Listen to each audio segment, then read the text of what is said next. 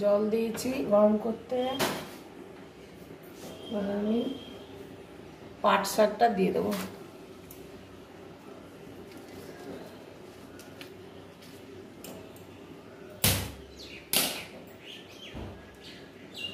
এটা ঢাকা দিয়ে দেবো।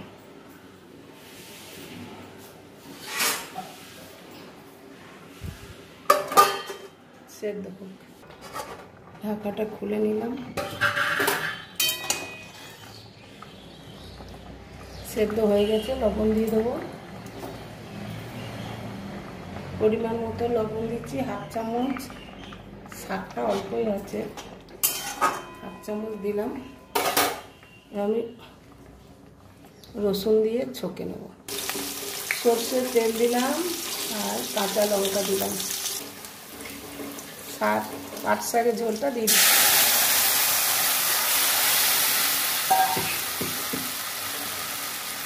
লবণ দিয়ে দিয়েছি আগে। আর এই পাট শাকের ঝোল।